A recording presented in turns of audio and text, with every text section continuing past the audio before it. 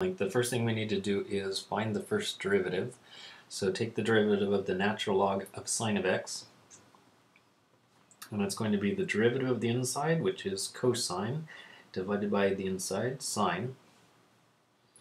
Or instead of using cosine over sine, we could change that to cotangent. Okay, now to find arc length, you integrate over the interval from 1 to 2. And it's the square root of 1 plus the derivative squared. So that's going to be 1 plus cotangent squared inside of the square root. And there's a trig identity for 1 plus cotangent squared. This is equal to cosecant squared. So if you have the square root of cosecant squared, that is just going to say integrate cosecant.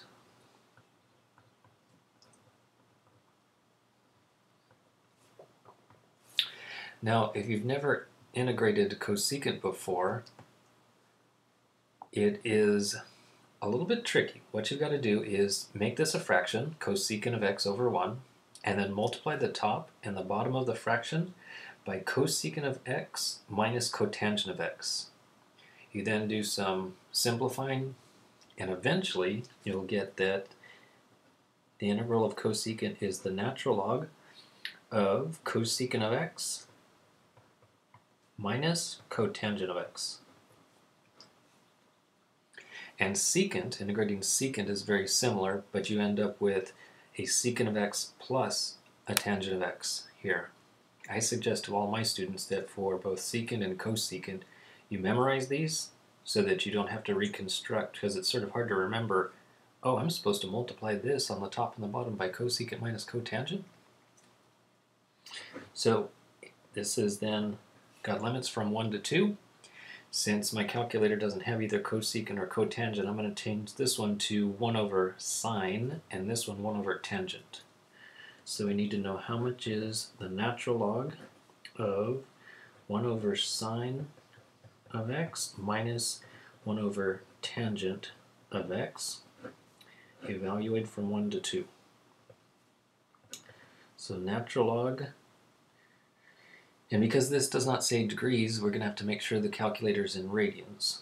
So we've got 1 over sine of 2 minus 1 over tangent of 2 minus the natural log. Now it's going to be 1 over sine of 1 minus 1 over tangent of 1. Those in absolute values, so we don't take natural log of a negative.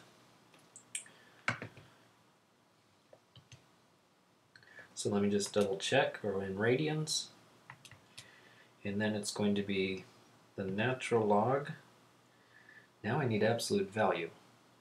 Now that is under math. Move over to number. Take the absolute value. 1 divided by sine of 2 minus 1 divided by tangent of 2. I need a parenthesis for the absolute value and a parenthesis for the natural log. And then minus the natural log. Again, I need absolute value. And then it's going to be sine of 1. I forgot to say 1 divided by. 1 divided by sine of 1 minus 1 divided by tangent of 1. Close the tangent, close the absolute value, close the natural log. And the final answer, 1.048 units.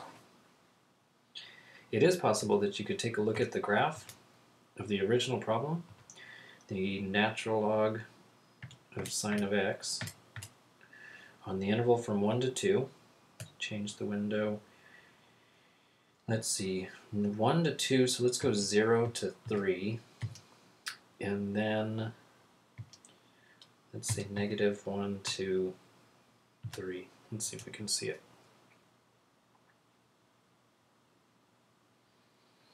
So we were talking about the interval from 1 to 2, so that's this interval right here. Well, if that was a straight line, of course the length would be 1. Because it's not exactly a straight line, the answer should be a little bit more than 1. I think that sounds right.